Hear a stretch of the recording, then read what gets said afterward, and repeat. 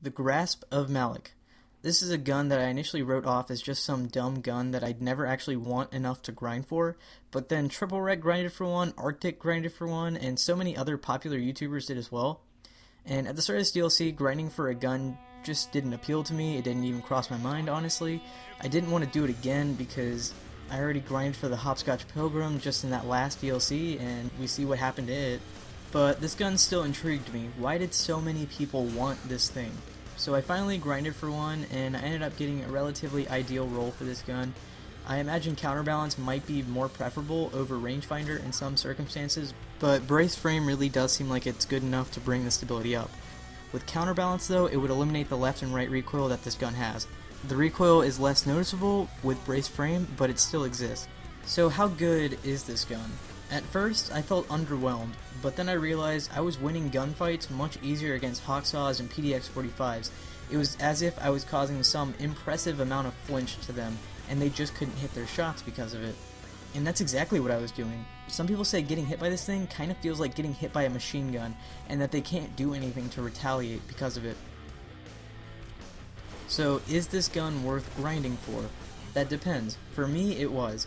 I'm glad I did so, but only because it only took me a couple of hours. Some people are out there grinding for this gun for days, and it's not worth that, I promise you. It's not going to magically make you some sort of PvP god. It is a good gun, but not an overpowered one. In the right hands and in the right moments, this gun is amazing. It's not my go-to weapon for every situation, but it is definitely one of my favorites from the Taken King so far. I'm a big fan of the Nerwin's Mercy type of pulse rifle, but this meta is really moving towards these lower impact guns, whether that be pulses, scouts, or even auto rifles right now. I think that the flinching caused from each bullet has a lot to do with it, and it's why a lot of people are starting to drift away from these two-burst pulses like Spare Change and the Messenger. I haven't been killed by a Spare Change in quite some time, and it's a year too, so it seems like it should be pretty common, but it's not. And you know, that might actually just be because of RNG and people can't seem to get a good roll on their spare changes, but I got one with hand-laid stock and I just can't do anything with it. I know that counterbalance has always been kind of a necessity for that gun, but I figured hand-laid would actually do something for it. But the left-right recoil on that gun is just obnoxious and I can't use it at all. I know I'm not getting 2-burst kills with it. If anything, I might get a 3-burst, and that might just be because I hit them in the body. Who knows? We don't really know what the state of the meta will be in just a month, or a few weeks, or even just a few days.